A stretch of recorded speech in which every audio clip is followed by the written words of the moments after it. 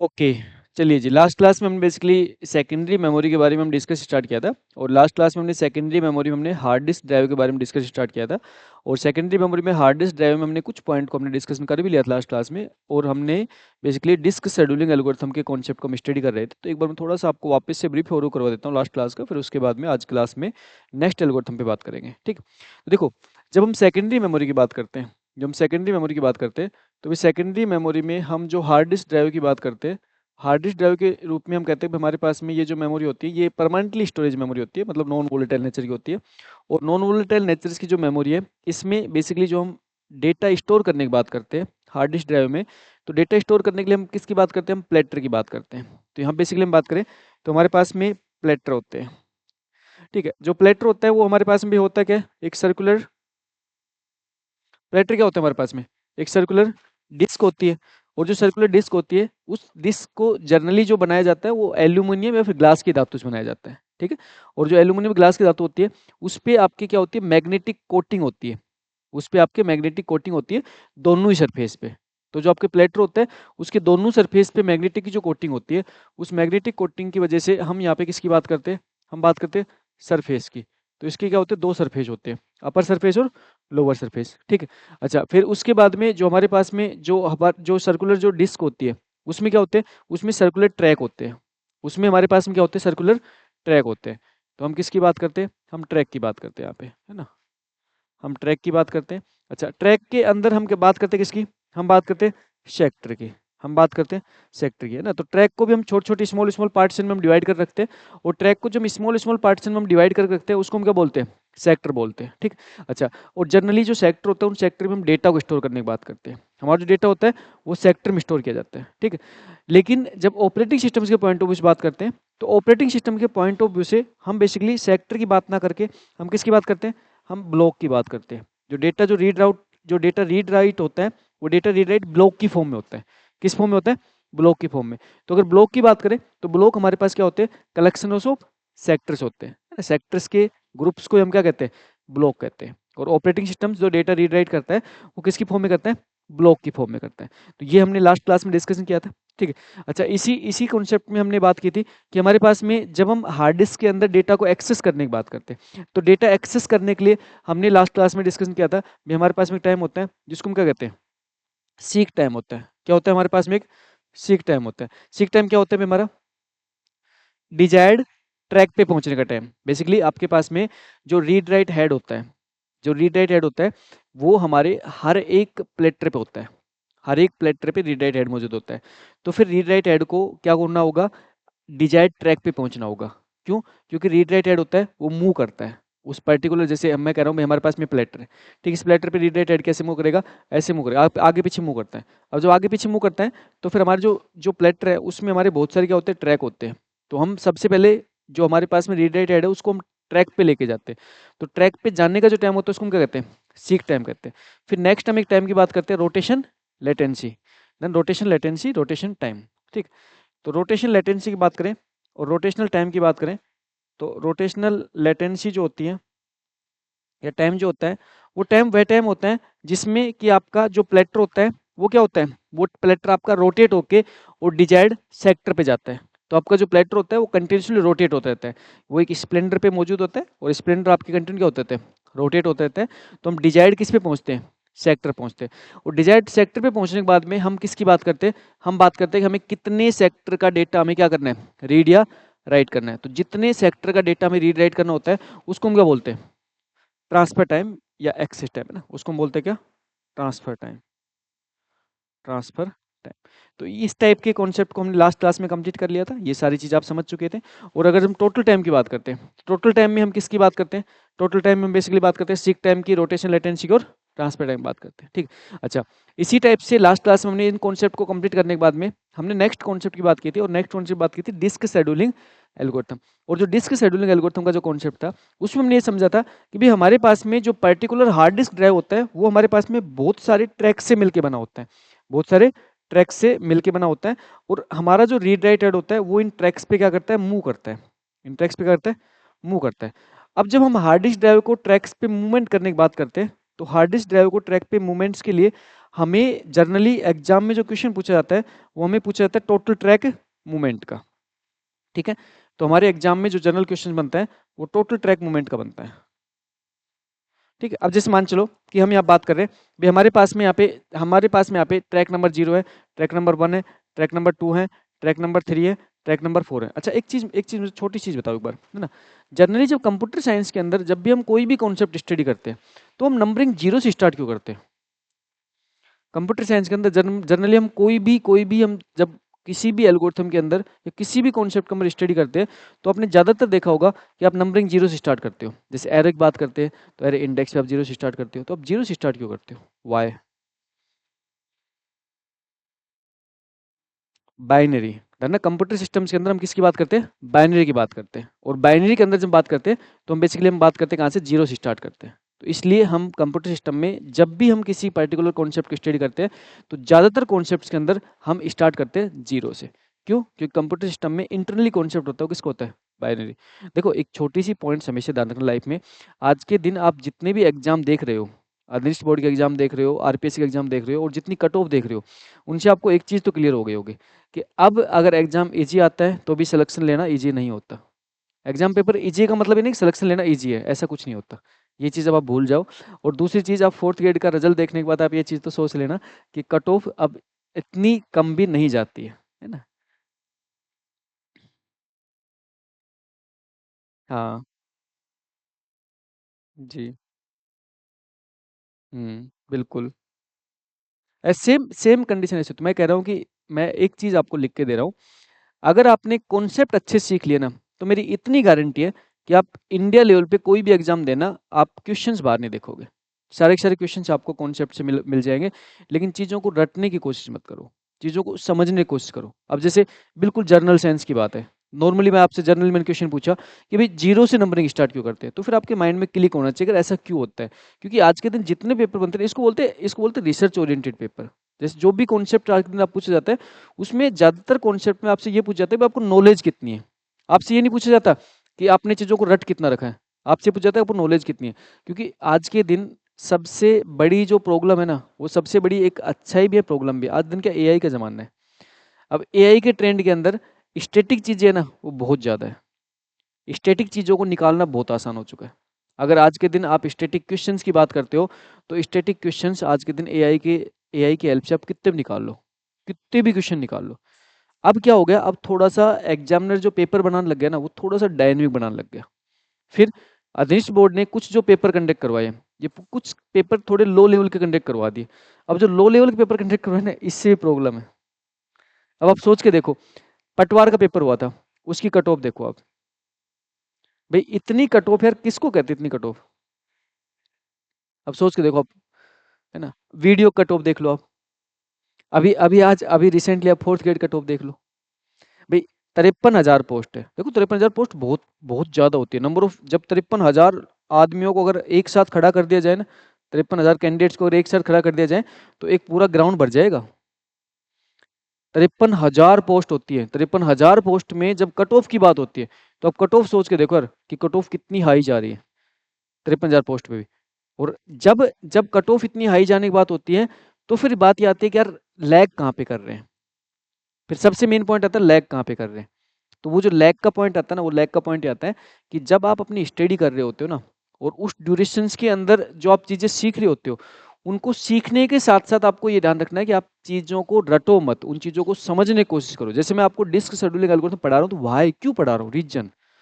ऐसा ऐसा नहीं कि आप इनको रट के बैठ के, अब जैसे मान चलो डिस्क शेड्यूलिंग एल्गोरिथम मैंने सारी सिखा दी। अब आपके सामने एक क्वेश्चन अभी आपके सामने पुट करूंगा, और क्वेश्चन किसका पुट करूंगा? आरपीएससी क्वेश्चन पुट करूंगा, और उसको आप सोल्व करना।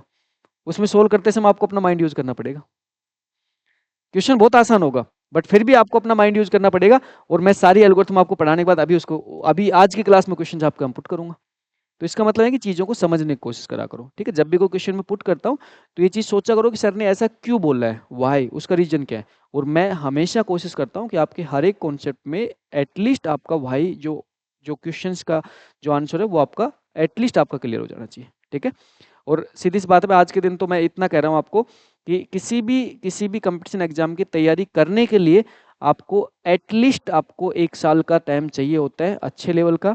जितना टाइम आपके पास आज के दिन है अपने एग्जाम को लेके, उस टाइम में प्रॉपरली अच्छे से अपनी अपनी तैयारी करने के साथ साथ टेस्ट भी देना है, टेस्ट के रिविजन्स भी करने हैं, और उसके साथ साथ जितने भी सब्जेक्ट हैं उन सब सब्जेक्ट को एक अच्छे तरीके से कवर करते चलना है।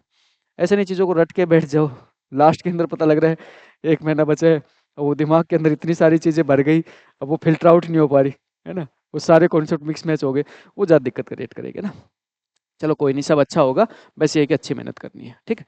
यहाँ पे अगर डिस्क शेड्यूलिंग एल्गोरिथम की बात करें, तो यहाँ पे हम बात करें कि हमारे पास बहुत सारे क्या होते हैं, ट्रैक होते हैं। अब बहुत सारे ट्रैक के अंदर बेसिकली हमारा जो रीड राइट ऐड होता है, यहाँ पे अगर बात करें तो हमारा जो रीड राइट ऐड होता है ना, जिसको जैसे हम कहते हैं हमारे पास एक रीड राइट ऐड है, ये रीड राइट ऐड है, ठीक है ना? अभी जो रीड राइट ऐड है, अच्छा ये रीड राइट ऐड होता है, इसको हमेशा डबल क्यों बनाता हूँ, एक ऐसे एक क्यों डबल क्यों बनाता हूँ? 2 सरफेस होते हैं। कितने सरफेस होते हैं? 2 सरफेस। तो रीड राइट हेड दोनों सरफेस पे होता है, दोनों सरफेस पे होता है, ठीक है? तो देखो यहाँ पे जो रीड राइट हेड होता है, इस रीड राइट हेड का क्या होता है, मूवमेंट होता है, आगे पीछे इसका क्या होता है, मूवमेंट होता है। बेसिकली जब हार्ड डिस्क की संरचना देखोगे ना, तो रीड ऐसे ऐसे मूव होता है, रीड राइट हेड ऐसे मूव रहता है, ऐसे मूव होके, और ये अलग अलग ट्रैक पे जाता रहता है, ठीक? अब जो अलग अलग ट्रैक पे जाता है ना, तो आपने जो लास्ट क्लास में आपने जो एल्गोरिथम स्टार्ट की थी, इस उसमें आपने सबसे पहले जो एल्गोरिथम स्टडी की थी वो कौन सी की थी भाई? First come first serve. तो सिंपल सी बात है कि सबसे पहले जो रिक्वेस्ट आती है उस रिक्वेस्ट को सबसे पहले फुलफिल करो। अब देखना, first come first serve algorithm के ऊपर अगर मैं आपसे थोड़ा सा और लॉजिकली पूछूं, तो देखो ये जो पर्टिकुलर एल्गोरिथम ना, ये हर एक रिक्वेस्ट को फेयर चांस देती है।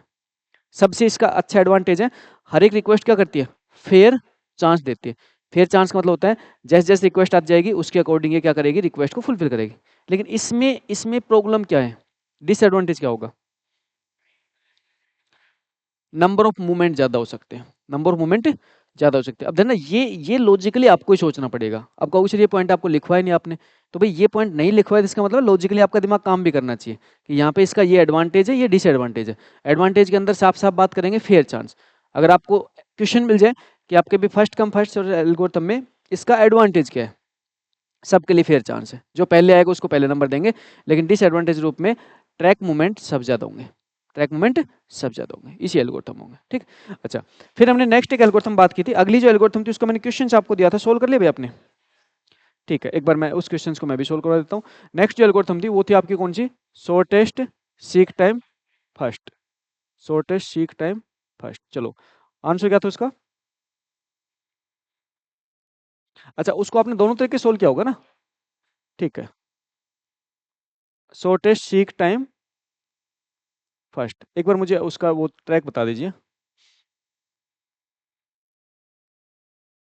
देखो, लास्ट क्लास के अंदर मैंने जो आपको क्वेश्चन दिया था वो मैंने कहा था भी आप इस क्वेश्चंस को दोनों ही टाइप से आप सोल्व करना, आप फर्स्ट कम फर्स्ट सर्व से सोल्व करना और शॉर्टेस्ट सीक टाइम फर्स्ट से भी सोल्व करना, ठीक? अच्छा, उसमें मैंने आपको क्वेश्चंस के रूप में मैंने आपको दिया था, एक तो मैंने आपको दिया टोटल ट्रैक, मैंने एक तो क्या दिया था, टोटल ट्रैक दिया था, टोटल ट्रैक। टोटल ट्रैक कितने थे? 0 से मतलब 200, 200 ट्रैक थे ना। 0 से 199 की बात करें तो हम कह सकते हैं कितने, 200 ट्रैक, ठीक है भाई। 200 ट्रैक्स हैं हमारे डिस्क पे, मतलब 200 ट्रैक्स की बात कर रहे हैं हम। अच्छा, रिक्वेस्ट रिक्वेस्ट क्या है भाई आपके? एक मिनट, रिक्वेस्ट ट्रैक बता दो मुझे जी, बता दीजिए। 30, 60, 180, 150, 190, 20, 140, 50, ठीक है भाई। ये आपकी क्या है, रिक्वेस्ट है। करंट पोजीशन बता दो। 45 करंट पोजीशन, करंट पोजीशन। चलिए जी, करंट पोजीशन से आपका जो है हेड का, वो फिलहाल है 45 नंबर के, 45 नंबर के ट्रैक पे, 45 नंबर के ट्रैक पे, ठीक है? अच्छा, इस क्वेश्चन को सोल्व करने के लिए आपको मैंने दोनों कॉन्सेप्ट बताए थे भाई। इस क्वेश्चन को एक तो आप किससे सोल्व करोगे, फर्स्ट कम फर्स्ट सर्व से, तो वो तो आपने कर लिया होगा, जिसका आंसर आपका 615 है। सबका आ गया? ठीक है सर, 615 जिसका आंसर है वो तो आपने सोल्व कर लिया होगा। मैं इस क्वेश्चन को आपको शॉर्टेस्ट सीक टाइम फर्स्ट से सोल्व करवा देता हूँ, ठीक? अब देखो, shortest seek time first algorithm ये कहती है, मैं इस क्वेश्चन से एक बार वापस से कॉपी कर लेता हूँ क्योंकि इस क्वेश्चन को मैं दूसरे एल्गोरिथम से भी सोल्व करवाऊंगा, ठीक है? तो शॉर्टेस्ट सीक टाइम फर्स्ट ये कहती है कि सबसे पहले आपको क्या करना है, सबसे पहले आपको जो नियरेस्ट रिक्वेस्ट है, जो सबसे शॉर्टेस्ट रिक्वेस्ट है उसको फुलफिल करना है। तो देखो, यहाँ पे करंट पोजिशन की बात करें तो मैं कह रहा हूँ कि आपके पास में जो नंबर ऑफ ट्रैक है वो 0 से 199 है, 0 से 199, ठीक है। 0 से 199 आपके ट्रैक नंबर है, और अभी जो करंट पोजीशन है वो करंट पोजीशन आपकी कहाँ पे भाई, 45 पे, ये करंट पोजीशन है। अब आपको करना क्या है, अब आपको यहाँ पे जो एल्गोरिथम उसके अकॉर्डिंग चलना है, शॉर्टेस्ट सीक टाइम, सबसे नियरेस्ट जो रिक्वेस्ट है उसको सबसे पहले फुलफिल करो। तो सबसे पहले रिक्वेस्ट किसकी, नियरेस्ट रिक्वेस्ट कौन है भाई इसकी, 50। तो हम किस पे जाएंगे, 50 पे जाएंगे। इसके नियरेस्ट रिक्वेस्ट 50 है, 50 वाली रिक्वेस्ट को फुलफिल कर देंगे, ठीक है भाई, हो गई फुलफिल। नेक्स्ट किस पे जाएंगे, देखो 50 के जस्ट बाद कौन सी रिक्वेस्ट है, 60। नेक्स्ट किस पे जाएंगे, 60 पे जाएंगे। फिर कौन है भाई आपके, फिर देखो उसके बाद 60 के बाद 30 की रिक्वेस्ट आपकी ज़्यादा नज़दीक है, 60 के बाद 30 की रिक्वेस्ट आपकी ज़्यादा नज़दीक है। तो थोड़ा सा यहाँ ध्यान रखना कि आपकी रिक्वेस्ट जो अगली रिक्वेस्ट कौन सी होगी, 30 होगी, ठीक है भाई, हो गया आपका 30 पूरी होगी। देखो ये हो गया, देखो आपने किसको किया, आप टिक मार्क करते रहा करो, आपने 50 को फुलफिल कर दिया, आपने किसको 60 को फुलफिल कर दिया, 30 को फुलफिल कर दिया। अब कौन सा आएगा आपका, 20 आएगा। अब नेक्स्ट रिक्वेस्ट आपकी कहाँ पे आ जाएगी, 20, शॉर्टेस्ट सीक है ना, शॉर्टेस्ट सीक, ठीक है, 20 वाली फुलफिल होगी। नेक्स्ट कौन सी है भाई आपकी, अब देखो 140 है, तो 140 के लिए हम क्या करेंगे, लगभग आपके यहाँ सीक मान रहे हैं ना, लगभग मान के चलो यहाँ से आपकी रिक्वेस्ट कौन सी है, 140 है, ये 140 है, और 140 को क्या कर दिया हमने, फुलफिल कर दिया। हाँ जी, ठीक है, 140 फुलफिल हो गया, ठीक है भाई, हो गया। उसके बाद नेक्स्ट कौन सी है, 150 है। नेक्स्ट कौन सी है, 150 है। 140 बाद क्या है, 150 है, ठीक है, ये 150 आपकी फुलफिल होगी रिक्वेस्ट। फिर नेक्स्ट कौन सी है भाई आपकी, 180 है, 190 है ना, 180 है, और 180 फुलफिल कर दिया हमने, 180 है, यहाँ पे 180 फुलफिल हो गया, ठीक है। फिर नेक्स्ट कौन सी है, 190, उसके बाद आपने क्या कर दिया, 190 को फुलफिल कर दिया, 190 को फुलफिल कर दिया, ठीक है। देखो ये रिक्वेस्ट फुलफिल कर दी। अब देखो इस क्वेश्चन के आंसर को निकालने के लिए आप थोड़ा सा शॉर्ट टेस्ट चल सकते हो, शॉर्ट का देखो इस क्वेश्चन के आंसर के लिए आप दोनों काम कर सकते हो। एक तो क्या कर सकते हो भाई, सबसे पहले 50 में से 45 कम करो, 60 में से 50 कम करो, फिर 60 में से 30 कम करो, फिर 30 में से 20 कम करो, फिर यहाँ पे 140 में से 20 कम करो, फिर 150 में से 140, 180 में से 150, और 190 में से 180। अगर ये ना करके अगर इस क्वेश्चंस को मैं ऐसे सोल्व कर देता हूँ, तो भी यहाँ पे आंसर आपका इजीली और शॉर्ट तरीके से आ जाएगा। जैसे सबसे पहले हम करें भी, जो हमारे पास सबसे पहले जो हमारे पास हेड जो करंट जो हमारे पास पोजीशन थी वो 45 पे थी, 45 से हम किस पे चले गए यहाँ पे, 60 पे। तो हम कहेंगे भाई 60 माइनस 45, ये ट्रैक मूवमेंट है ना, ये ट्रैक मूवमेंट है, 60 45 से 60 पे गई तो पूरे ट्रैक मूवमेंट हो गए। फिर 60 से हम कहाँ पे आ गए, 20 पे, तो ट्रैक मूवमेंट क्या हुआ, 60 माइनस 20, 60 माइनस 20, और फिर ट्रैक मूवमेंट कहाँ पे गया, 20 से 190। तो हम कह देंगे ना ट्रैक मूवमेंट कितना हो जाएगा, 190 माइनस क्या, 20। तो सेम आंसर आएगा, सेम आंसर आएगा जो आंसर आपका नॉर्मल आता है। इसका आंसर कितना आ जाएगा भाई, यहाँ पे कितना आ जाएगा, कितना, 15, 15 प्लस यहाँ पे कितना आ जाएगा, 40 प्लस यहाँ पे क्या आ जाएगा, 170। अब देखो 170 और 40, 210, 220, 225, 225, तो ये हिसाब मेरे हिसाब से सबका आंसर आ गया होगा, ठीक है। हाँ जी, ये आंसर था। शॉर्टेस्ट सीक टाइम फर्स्ट के अंदर, ये एल्गोरिथम के अंदर हम रिक्वेस्ट जो फुलफिल करेंगे वो नियरेस्ट रिक्वेस्ट सबसे पहले फुलफिल करेंगे, और इस टाइप से यहाँ पे आपका क्वेश्चन सोल्व हो जाता है। एक बार फटाक से नोट डाउन कर लीजिए। नेक्स्ट नेक्स्ट हम बात करते हैं नेक्स्ट एल्गोरिथम पे। हाँ जी, क्या पेपर में जगह अरे पेपर के अंदर बेसिकली मैं एक क्वेश्चन लेता हूँ, अभी एक क्वेश्चन पेपर का लेता हूँ, उसको मैं सोल्व कर दिखाता हूँ आपको, है ना। पेपर डीजे छोटा बनाओ, छोटा बनाओ, बहुत छोटा बनाओ भाई, सिंपल सा कॉन्सेप्ट है।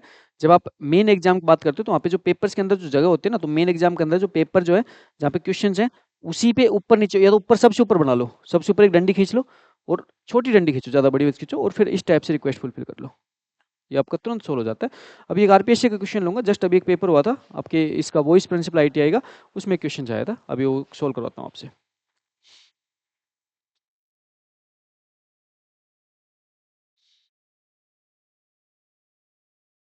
बेसिकली क्या है कि आपको नेक्स्ट जो आपको अभी टेस्ट होगा ना आपका फोर्थ टेस्ट, तो फोर्थ टेस्ट के अंदर मैं आपको इसके भी क्वेश्चन दूंगा, तो आप है ना उस टेस्ट के अंदर भी सोल्व कर देखना कि जगह कम है उसमें कैसे सोल्व करोगे, सोल्व कर देखना आप। भाई इस बार मेरा टारगेट ये है कि आप लगभग एग्जाम तक 100 क्वेश्चंस मतलब 100 पेपर आप दे लो। मेरा टारगेट ये है कि एग्जाम तक आप कितने पेपर दे लो, 100 पेपर दे लो, तो 100 पेपर देने के बाद आपको इतना आइडिया हो जाएगा कि मेन एग्जाम के अंदर आपको किन पॉइंट ऑफ कैसे काम करना है। कितने पेपर आपके हो चुके ऑलरेडी? 3 तो मेरे हो चुके, इसके अलावा 3 तो मेरे हो चुके, 3 तो ओएस के हो चुके, एफओसी के, एक एफओसी का हो चुका, एक रीजनिंग का, एक ज्योग्राफी का। रीजनिंग का कल है, कल वापिस है, सॉरी ज्योग्राफी का। हाँ ज्योग्राफी कल वापिस है ना, हाँ तो ज्योग्राफी कल वापिस हो जाएगा। ठीक है भाई, ज्योग्राफी के टेस्ट के अंदर आपको 100 क्वेश्चन मिलते हैं, है ना, तो ज्योग्राफी कल वापिस हो जाएगा। तो ये मान के चलो कि इस बार एग्जाम तक आप 100 पेपर दे चुके होगे, है ना। 100 पेपर बहुत होते हैं, ठीक है। 100 पेपर जब आप दे चुके होंगे तो फिर इसका मतलब है कि आपको अच्छे लेवल का कॉन्फिडेंस आ चुका होगा, ठीक है। ये हो गया सॉल्व, ठीक है। अब हम बात करते हैं स्कैन एल्गोरिथम, तो हम इसके कुछ पॉइंट की बात कर लेते हैं, फिर उसके बाद नेक्स्ट एल्गोरिथम बात करते हैं स्कैन। चलिए जी, अब देखो यहाँ पे हमारे पास में इस एल्गोरिथम में एक छोटी सी प्रॉब्लम है। ये छोटी सी प्रॉब्लम्स क्या हो सकती है बताओ मुझे? इस एल्गोरिथम के अंदर आप छोटी सी प्रॉब्लम्स की बात करते हो तो प्रॉब्लम क्या हो सकती है बताओ मुझे? सोचो, थोड़ा लॉजिकली सोचो। हम हमारे ऑपरेटिंग सिस्टम्स के अंदर हम कुछ प्रॉब्लम्स की बातें ऑलरेडी करते आए हैं बार बार, तो उन्हीं प्रॉब्लम्स में से एक प्रॉब्लम्स यहाँ पे भी अगर हो सकती है। नहीं, टाइम तो सबसे कम लगेगा, टाइम तो शॉर्टेस्ट सीक टाइम है। उसको कहते क्या है? स्टारवेशंस। तो यहाँ पे स्टारवेशंस हो सकता है। अगर आपके नियरेस्ट रिक्वेस्ट, अगर हेड के नियरेस्ट रिक्वेस्ट अगर कंटिन्यू आपके लगातार आती रही, तो हेड से जो सबसे दूर रिक्वेस्ट है उसको उसको फुलफिल होने में एक टाइम लग सकता है, जिसको हम स्टारवेशन कह सकते हैं, ठीक है। तो ये जो एल्गोरिथम है ये सफर फ्रॉम स्टारवेशन, तो यहाँ पे ये एल्गोरिथम स्टारवेशन से सफर कर सकती है, ठीक है। तो नोट डाउन कर लीजिए एक दो पॉइंट, फिर आगे नेक्स्ट बढ़ते हैं। पहला पॉइंट लिखिए, shortest seek time first algorithm में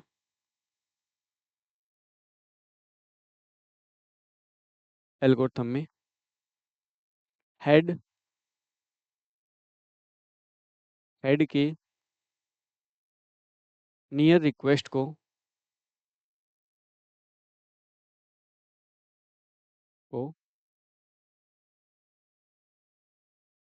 सबसे पहले फुलफिल किया जाता है।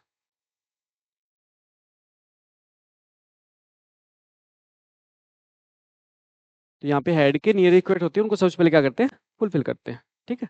नेक्स्ट पॉइंट लिख लीजिए, shortest seek time first algorithm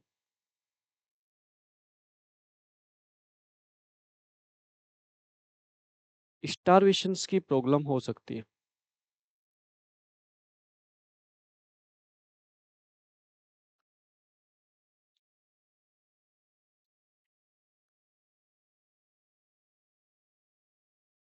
है ना, स्टारवेशन की प्रॉब्लम हो सकती है, तो बेसिकली स्टारवेशन की प्रॉब्लम का यहाँ पे मतलब क्या है भाई? अगर हेड की नियरेस्ट रिक्वेस्ट अगर कंटिन्यू आती रही, तो हेड के जो दूर रिक्वेस्ट है उसको फुलफिल करने में टाइम ज्यादा लगेगा, स्टारवेशन हो सकता है ना।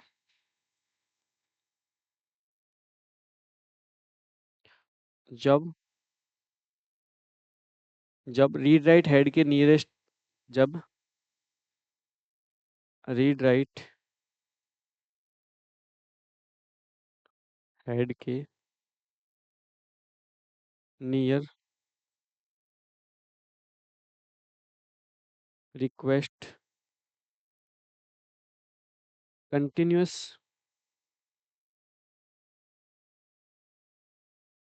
आती रहती हैं, तो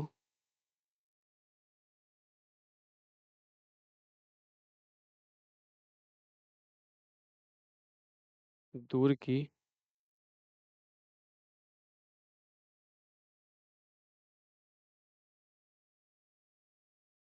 रिक्वेस्ट को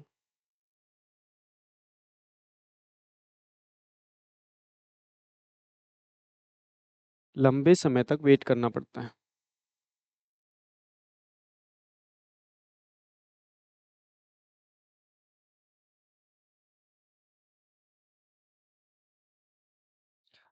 चलिए जी, यहाँ पे हमारे पास में छोटी सी प्रॉब्लम्स की बात की हमने, स्टारवेशंस की।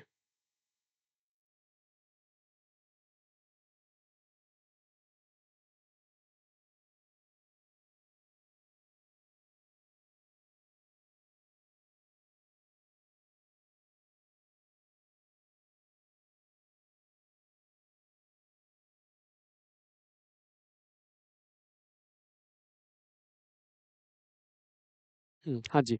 नेक्स्ट हम बात करते हैं स्कैन एल्गोरिथम। नेक्स्ट किसकी बात करते हैं? Scan algorithm.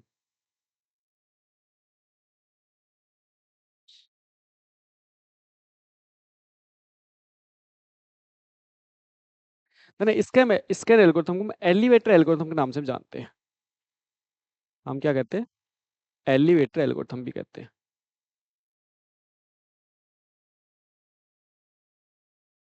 अच्छा, एलिवेटर मतलब समझ गए एलिवेटर?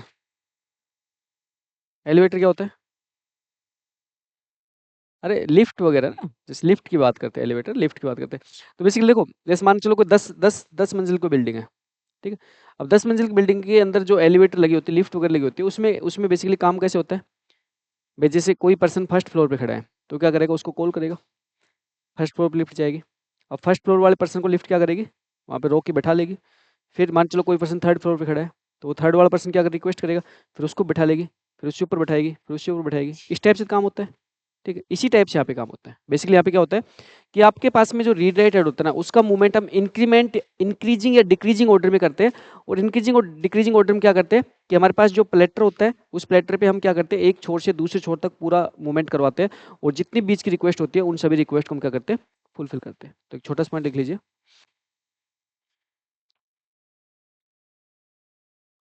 स्कैन एल्गोरिथम में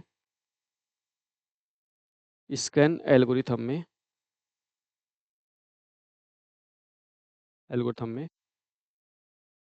रीड राइट हेड को रीड राइट हेड को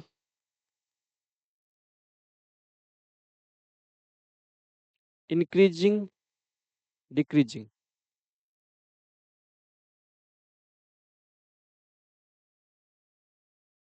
ऑर्डर में एलिवेटर की तरह एलिवेटर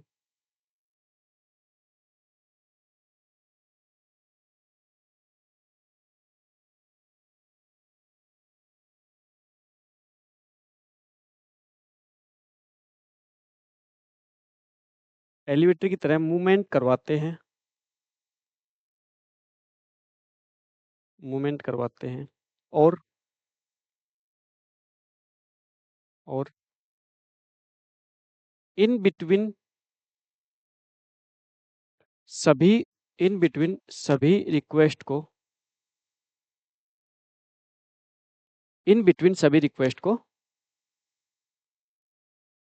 फुलफिल करते हैं।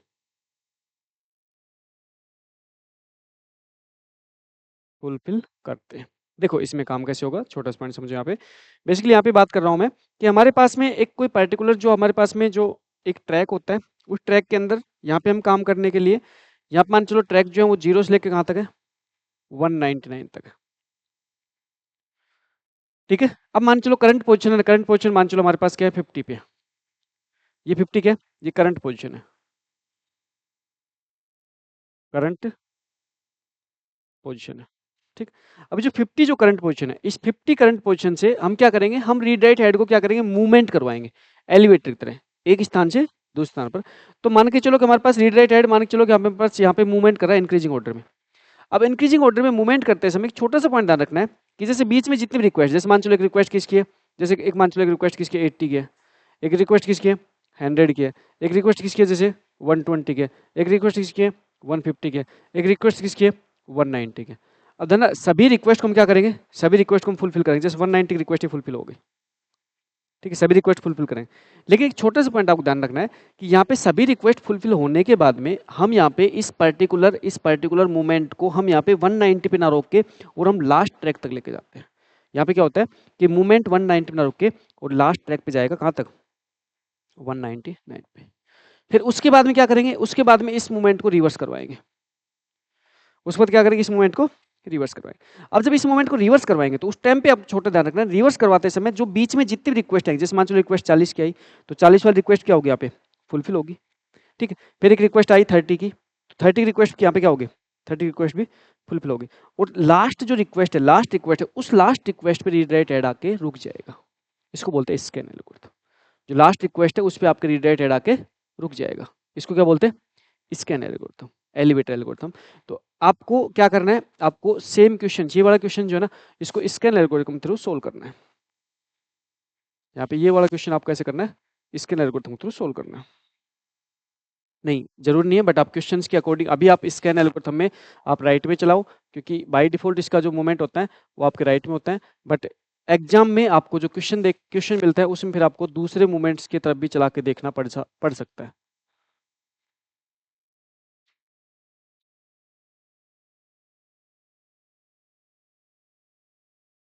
चलिए जी, एक बार सेल्फ सोल्व कीजिए, उसके बाद मैं सोल्व करता हूँ।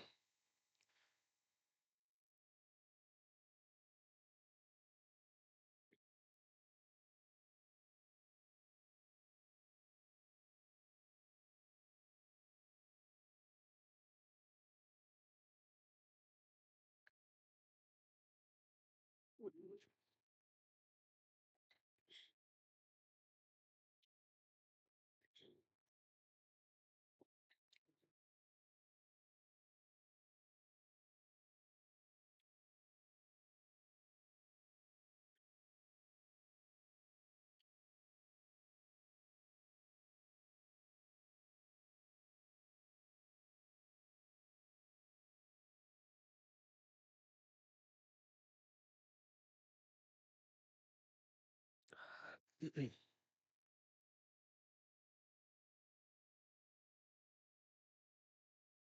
नहीं, नहीं, 0 तक नहीं जाओगे। वापस आते समय आप लास्ट रिक्वेस्ट को फुलफिल करोगे बस।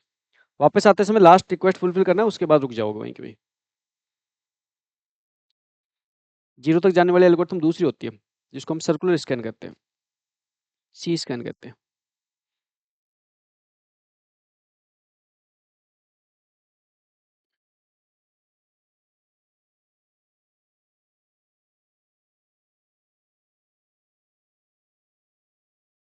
इस मंथ में आपके कितने सब्जेक्ट कंप्लीट हो जाएंगे भाई?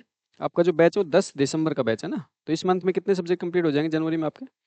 नेटवर्क हो जाएगा मेरा, और नेटवर्क के साथ मैं कंप्यूटर ऑर्गेनाइजेशन कर दूंगा, 2 सब्जेक्ट मेरा, एफओसी हो गया, नंबर सिस्टम हो गया। और आज से आपका वो एआई वाला पार्ट स्टार्ट हो जाएगा, जो छोटे छोटे यूनिट्स हैं वो स्टार्ट हो जाएगा। उसके अलावा रीजनिंग आपका कितना परसेंट हो गया? 4 टॉपिक हो गए ना? हाँ जी।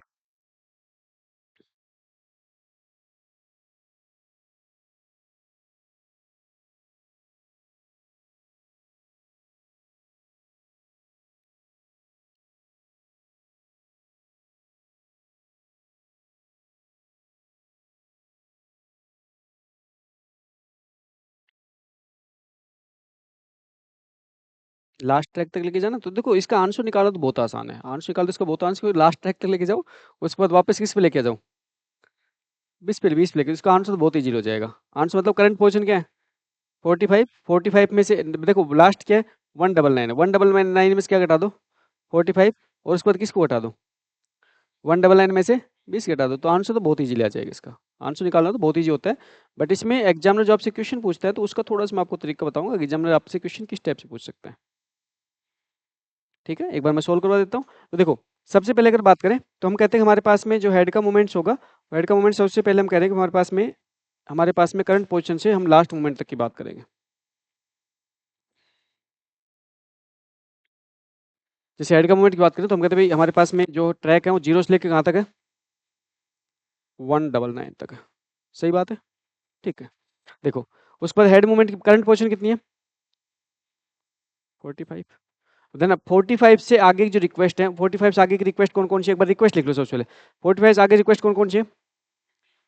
50 है, 60 है, 140 है, 150 है, 180 है, और 1, ये सभी रिक्वेस्ट है। अब देखो, अब हेड का मूवमेंट चलेगा, हेड का मूवमेंट बेसिकली क्या चलेगा? यहाँ तक चल 199 तक चलेगा, 199 तक चलेगा। अब है ना, एक छोटा सा पॉइंट है ना, जब 199 तक आपका मूवमेंट जा रहा है, 199 तक मूवमेंट जा रहा है, उस ड्यूरेशन में आपकी सभी रिक्वेस्ट फुलफिल हो जाएंगे ना, सभी रिक्वेस्ट आप क्या हो जाएंगे? फुलफिल हो जाएंगे। सभी रिक्वेस्ट आप क्या हो जाएंगे? फुलफिल हो जाएंगे। ठीक है, तो यहाँ पे आपकी सभी रिक्वेस्ट क्या हो जाएंगे? फुलफिल। जैसे इसकी बात करें, तो रिक्वेस्ट किसकी है? ये 50 की है, ये 60 की है, ये 50 के 60 की है, ये 140 की है, ये आपकी 150 की है, ये आपकी 180 की है, ये आपके 190 के, ये लास्ट तक जाएगा। रिक्वेस्ट यहाँ तक फुलफिल होगी, उसके बाद ये लास्ट तक जाएगा। अब वापस ट्रैक मूवमेंट्स करते हैं, वापस ट्रैक मूवमेंट करते हैं, और वापस ट्रैक मूवमेंट कहाँ तक आएगा भाई? 20 तक आएगा। कहाँ तक आएगा? 20 तक आएगा। देखो यहाँ पे आपके पास 2 रिक्वेस्ट बच गई ना, एक तो किसकी बच गई? 30 की। देखो ये तो आपकी 30 रिक्वेस्ट बच गई, और ये किसकी बच गई? 20 की। तो ये लास्ट रिक्वेस्ट है, ये लास्ट रिक्वेस्ट आप किसकी फुलफिल करेगा? 20 फुलफिल करेगा। और रिक्वेस्ट किसकी होगी? 30 की। ठीक है, तो ये रिक्वेस्ट यहाँ पे किसकी फुलफिल कर देगा? 30 की। और ये किसकी फुलफिल कर देगा? 20 की। अब इसका आंसर निकालना बहुत आसान है। आंसर निकालने में सिर्फ आप क्या करोगे? देखो टोटल ट्रैक मूवमेंट कितने होंगे? अगर टोटल ट्रैक मूवमेंट की बात करें, टोटल ट्रैक मूवमेंट कितने होंगे? टोटल ट्रैक मूवमेंट,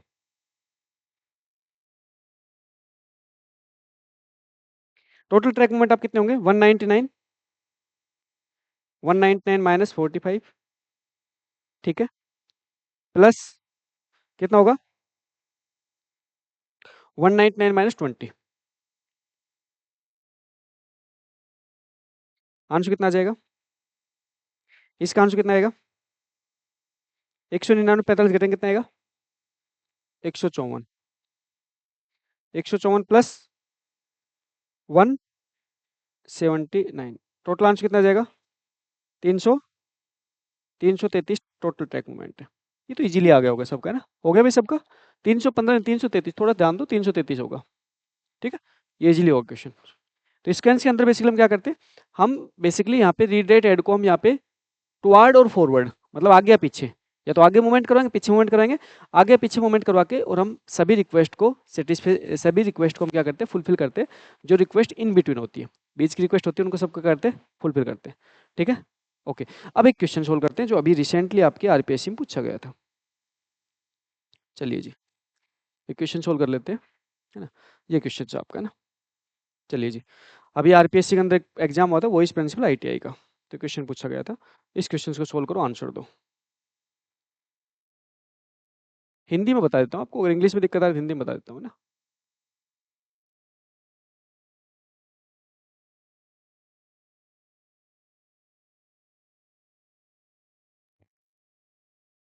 2025 में पेपर हुआ था भैया।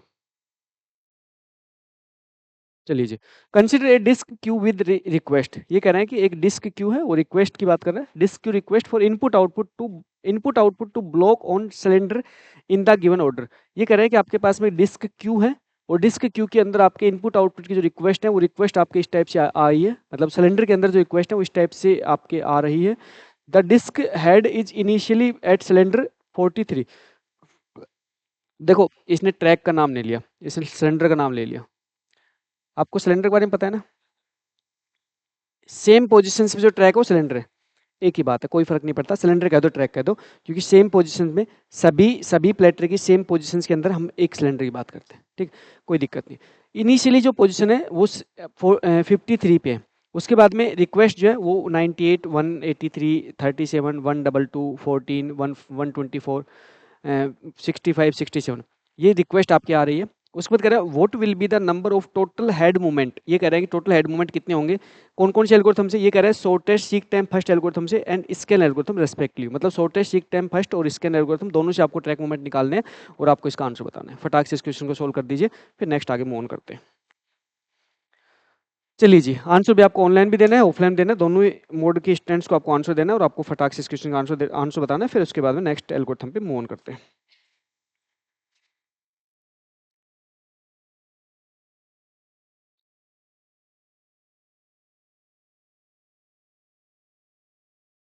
तो थोड़ा सा खुद से दिमाग यूज कर लेना, ध्यान रखना, थोड़ा सा दिमाग खुद का यूज कर लेना आंसर निकालते समय।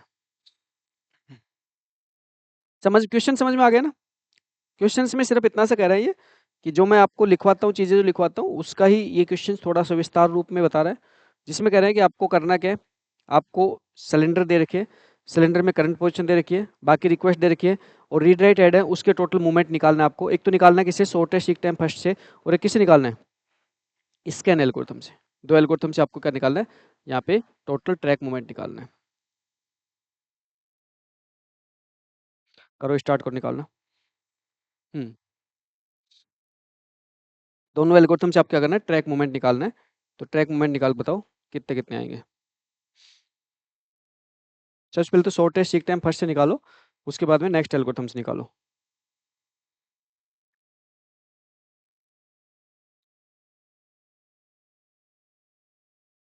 अगर ये क्वेश्चन सोल्व करते हो तो 100% आप एग्जामिनर का माइंड सेट यहाँ पे चेक कर सकते हो कि आपसे इस एल्गोरिथम में किस टाइप से क्या क्वेश्चन पूछ सकता है।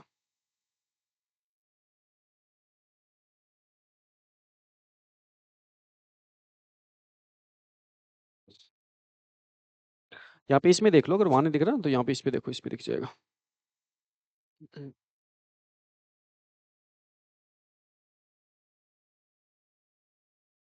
आपको अभी तक जो तीनों एल्गोरिथम पढ़ाई वो समझ में आ गई थी ना,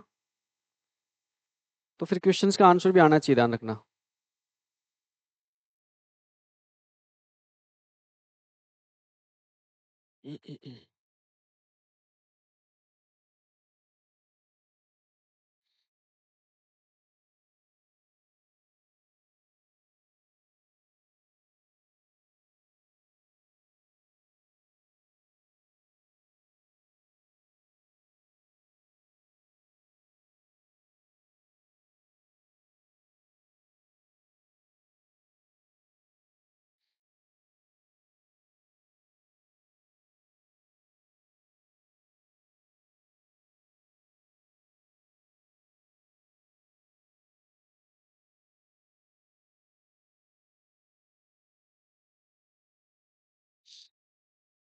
क्वेश्चन का आंसर भी आपका आना चाहिए, अगर आपको एल्गोरिथम समझ में आ गई थी तो।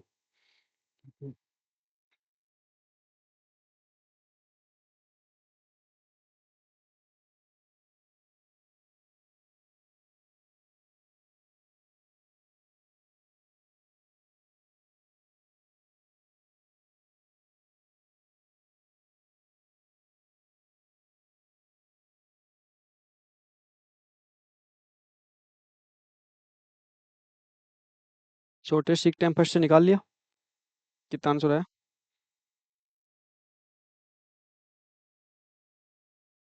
ओके, तो ठीक है, दूसरी एल्गोरिथम ट्राई करो, स्कैन ट्राई करो। मुझे नहीं पता, देखो मुझे नहीं पता, आपको तो आंसर निकालना है। भाई क्वेश्चंस आपके सामने है, देखो डायरेक्टली क्वेश्चंस आपके सामने, एल्गोरिथम मैंने आपको सिखा दी है ना। उसके बाद क्वेश्चंस आपके सामने, अब आपको आंसर निकालने के लिए आपको थोड़ी सी मेहनत करनी पड़ेगी।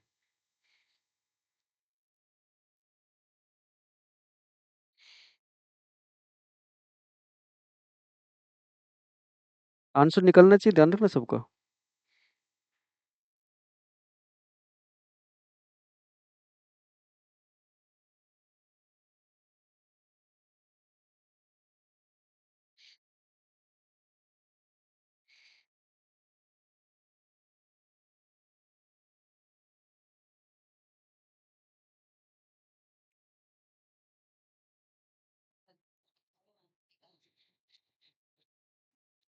आंसर आना चाहिए, तो आंसर निकालो। स्कैन एल्गोरिथम का आंसर निकलना चाहिए, स्कैन एल्गोरिथम का आंसर आ जाना चाहिए। स्कैन एल्गोरिथम का आंसर आ जाना चाहिए। सही कर रहे हो, थोड़ा सा दिमाग और लगाओ, थोड़ा सा दिमाग। मुझे नहीं पता, लेकिन थोड़ा दिमाग और लगाओ। थोड़ा दिमाग लगाओ, सही कर रहे हो, थोड़ा दिमाग और लगाओ, इस इसमें सही कर रहे हो, बस थोड़ा दिमाग और लगाओ इसमें।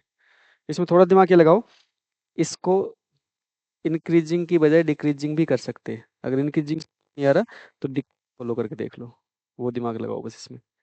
इंक्रीजिंग आंसर नहीं आ रहा, डिक्रीजिंग कर लो, वो दिमाग लगाओ, लगाओ थोड़ा दिमाग। बताओ कहाँ पहुंचे, कहाँ तक पहुंचे। मुझे आप दिखाते रहो कि आप एक्चुअल में कर क्या रहे हो। मैं ये चेक करना चाहता हूँ तुम्हारा माइंडसेट काम कैसे कर रहा है इस क्वेश्चन पे। मुझे सिर्फ ये चेक करना है। हम्म कितना आया।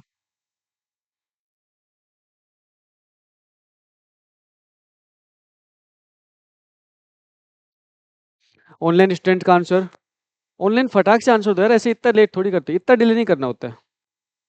हाँ जी, कितना आ रहा है। अरे 236 तो मुझे पता है, तुम निकाल लोगे, तुम दूसरा आंसर की बात करो, स्कैन वाले की। 236, उसका 236 आ गया, आंसर मैच करो कौन सा। डी आ रहा है।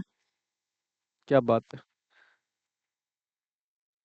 क्वेश्चन नॉट अटेम्प्टेड का ऑप्शन है वैसे, है ना, फिफ्थ ऑप्शन भी फुलफिल कर सकते हो। कर लिया, कितना आया। आप बताओ, आप सही कर रहे थे। आप सही कर रहे थे, आप सही कर रहे थे, मैं आपको जो कह के आया हूँ उस चीज़ पे काम कर लो, आप सही कर रहे थे। चलो कोई नहीं, नहीं बता रहा, आप करो, ट्राई करो। अभी मैं थोड़ा सा और टाइम दे रहा हूँ आपको, नहीं बता रहा। अच्छा, ऑप्शन डी नहीं है, अब काम करो। ऑप्शन डी नहीं है, ऑप्शन डी नहीं है, अब काम करो। तो वही तो सोच रहे हैं, वही तो सोचना है। हाँ, वही तो सोचना है कि चीजें कर काम कैसे कर रही है।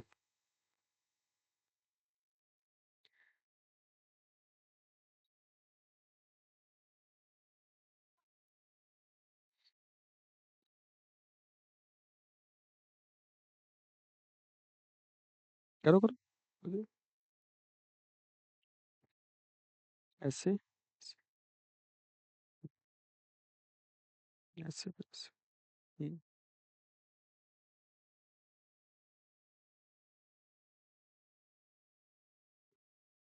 हम्म,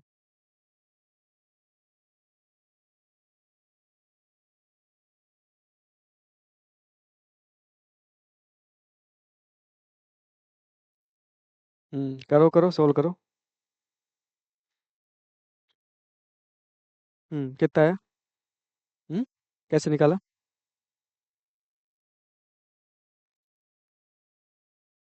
वो लेन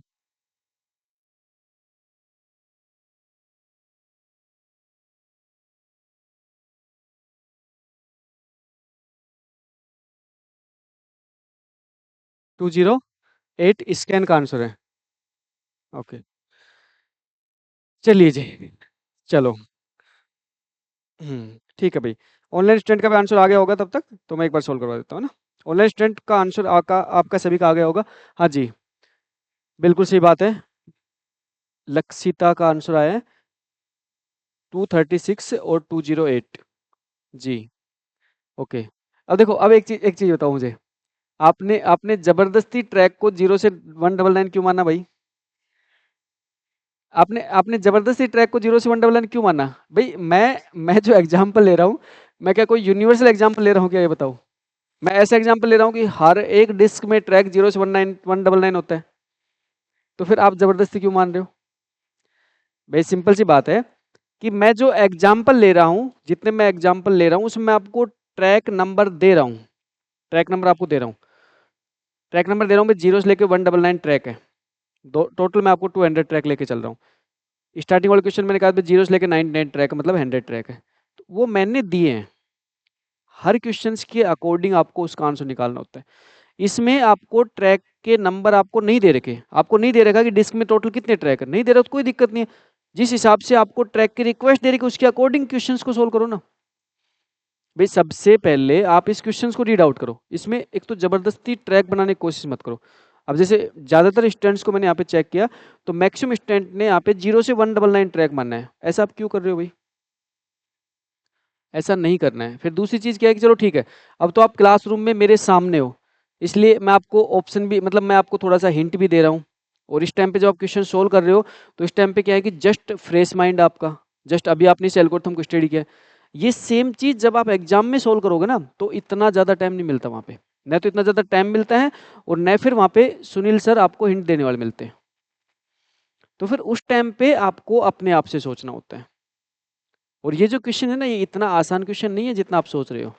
एग्जामिनर जो आपसे क्वेश्चन पूछ रहा है ना, तो उसमें एग्जामिनर आपका वो माइंड लेवल चेक करना चाहता है जो एल्गोरिथम बताती है। जैसे मैंने यहाँ पे सबसे पहले पहली algorithm, shortest seek time first बहुत ईजी सा क्वेश्चन है, उसका आंसर आ जाएगा आपका, वो तो बहुत ईजी क्वेश्चन है। तो पहले पहले अगर बात करें, तो सबसे पहले आपका आ रहा है कौन सा?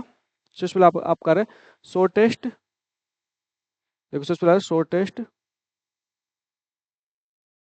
Shortest seek time first. चलो जी, भाई ये जो एल्गोरिथम है ना, शॉर्टेस्ट सीक टाइम फर्स्ट वाले एल्गोरिथम है, जिसको हम क्या करें, शॉर्टेस्ट सीक टाइम फर्स्ट। इस एल्गोरिथम के अंदर सोल्व करने का सिंपल सा कॉन्सेप्ट ये है कि हमारे पास में भाई, हमारे पास में ट्रैक, कुछ सिलेंडर दे रखे हैं यहाँ पे, तो एक ही बात है, कोई फर्क नहीं पड़ता। सिलेंडर आपको दे रखे हैं। करंट सिलेंडर की पोजीशन कितनी है भाई? करंट पोजीशन 53 है। आपको पता है करंट पोजीशन 53 है। और शॉर्टेस्ट सीक टाइम फर्स्ट ये कहता है, शॉर्टेस्ट सीक टाइम फर्स्ट ये कहता है कि सबसे नियरेस्ट रिक्वेस्ट को सबसे पहले फुलफिल कर लो। ठीक, अब देखो 53 करंट पोजीशन है, 53 के सबसे नियरेस्ट रिक्वेस्ट कौन सी है यहाँ पे? 53 के सबसे नियरेस्ट रिक्वेस्ट कौन सी है? कौन सी है? 65, 60, इसको सोल्व कर लो भाई। तो 53 से मूवमेंट कहाँ पे गया? 65 पे गया, 65 पे गया। 65 रिक्वेस्ट आपकी फुलफिल होगी, फिर किस पे गया? 67 पे गया, 65 के बाद 67 पे गया। ये रिक्वेस्ट आपकी फुलफिल होगी, ये भी रिक्वेस्ट फुलफिल। अच्छा 67 के बाद नियरेस्ट कौन है? 98 है या फिर 14 है? 37। देखो ध्यान, 67 से आप 98 पे जाओगे तो ये नियरेस्ट है, या 67 से 37 पे आओगे ये नियरेस्ट है? कौन सा नियरेस्ट है? आपको अगर नहीं पता तो कोई दिक्कत नहीं, आप माइनस करके देख लो, माइनस करके देख लो कितने आ जाएंगे भाई यहाँ पे? एक, यहाँ पे कितने आ जाएंगे? 3, 31 हेड मूवमेंट होगा, सॉरी 31 ट्रैक मूवमेंट होगा आपका। ठीक, अच्छा यहाँ पे आपके पास में अगर बात करें तो दूसरी रिक्वेस्ट कौन सी है? 67 में से 37 घटा लो, कितना आ जाएगा? 0 और 30। अब देखो ये चीज भी आपको ध्यान रखना पड़ेगा, क्योंकि एक का ही डिफरेंस है, एक का ही डिफरेंस है, तो रिस्क मत लो, घटा के देख लो, है ना, एक का ही डिफरेंस है। तो आपको आपको कहाँ जाना चाहिए? किस पे जाना चाहिए आपको? 30, इस वाले जाना चाहिए। कौन सी रिक्वेस्ट फुलफिल करनी चाहिए? 37। तो आपको क्या करना चाहिए अब? आपको रिक्वेस्ट फुलफिल करने के लिए किस पे आना चाहिए? 30, यहाँ से लगभग आपका 37 होगा कोई। ठीक है, तो 37 फुलफिल होगी। अच्छा 37 के नियरेस्ट कौन सब? 37 का नियरेस्ट कौन है? 14 है। तो 37 के नियरेस्ट आपका यहाँ से कौन होगा? 14 होगा, तो ये 14 रिक्वेस्ट फुलफिल होगी, ये रिक्वेस्ट फुलफिल होगी। अब इसके नियरेस्ट कौन बच गया? 98। कौन बच गया? 98। तो लगभग आप मान के चलो 98 लगभग आपके यहाँ से होगा, 98। ठीक है, उसके बाद 98 से कहाँ जाओगे आप? 98 फुलफिल होगी आपकी, कहाँ जाओगे? 122, 122 पे चले जाओ, मान चलो यहाँ पे 122 है, 122 फुलफिल होगी। फिर किस पे जाओगे? 124, धन 122 के बाद 124, तो 122, 124, तो यहाँ पे किस 124 चले गए, और 124 से किस पे जाओगे? 124 किस पे जाओगे? 183 पे। तो ये आपकी लास्ट रिक्वेस्ट के 183। सही बात है। अब ट्रैक मूवमेंट देख लीजिए, ट्रैक मूवमेंट देख लीजिए, टोटल ट्रैक मूवमेंट, टोटल इसने क्या पूछा है? टोटल ट्रैक हेड मूवमेंट पूछा ना, टोटल हेड मूवमेंट है ना, एक ही बात है क्वेश्चंस में, आप कंफ्यूज मत होना, हेड मूवमेंट कर दो, ट्रैक मूवमेंट कर दो, कोई फर्क नहीं पड़ता।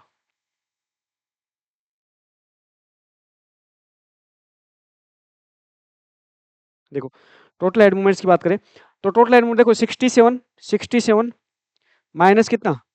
53। ठीक है भाई, उसके बाद क्या करोगे?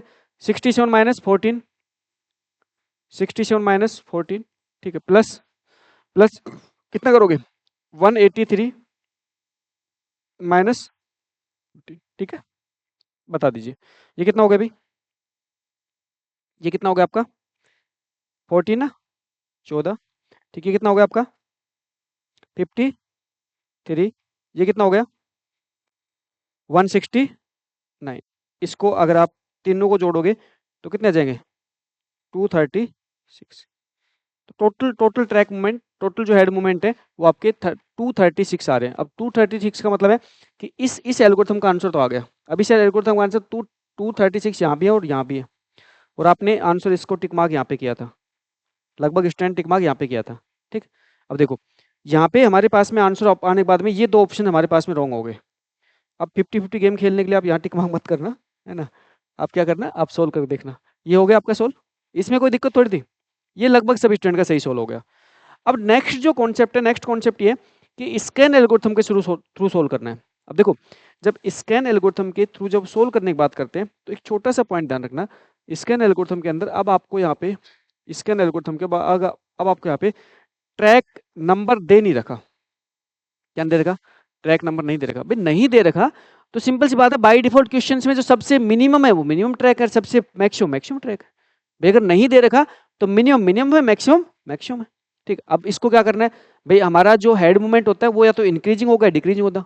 भैया तो क्या होगा, टुवर्ड या फॉरवर्ड, मतलब या तो आगे या पीछे। तो सबसे पहले आप क्या करो, इस क्वेश्चन को जो मैंने बता रखा उसके अकॉर्डिंग करो, सबसे पहले आगे मूवमेंट करो। ठीक, तो आप क्या ले लो यहाँ पे, आप ले लो अपना पर्टिकुलर वही सेम कॉन्सेप्ट काम करो, और सेम कॉन्सेप्ट काम करने के लिए हमारे पास में यहाँ पे करंट पोजीशन कितनी है? 53।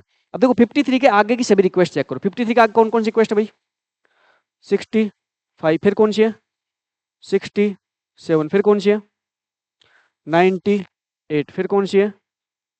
122, फिर कौन सी है? 124, फिर कौन सी है? 180। ये सब रिक्वेस्ट आगे की, ये सब रिक्वेस्ट आगे के। तो सिंपल सा क्वेश्चन है कि यहाँ पे क्या करना है आपको, यहाँ पे आपको इस ऐड को लास्ट तक मूवमेंट करवाना है। लास्ट लास्ट रिक्वेस्ट जो है वो लास्ट ऐड मूवमेंट से, क्योंकि हमें यहाँ पे ट्रैक नंबर दे नहीं रखा और नहीं दे रखा, तो last request last add movement है। समझ गए? ये हमने कर लिया। उसके बाद में इसकी कम रिक्वेस्ट कौन कौन सी है भाई? 37 और 14। अब ये जो 14 है इसका मतलब है कि ये भी इस साइड लास्ट है, ये भी इस साइड लास्ट है। तो क्या करो भाई, इसको कहाँ पे लेके आ जाओ?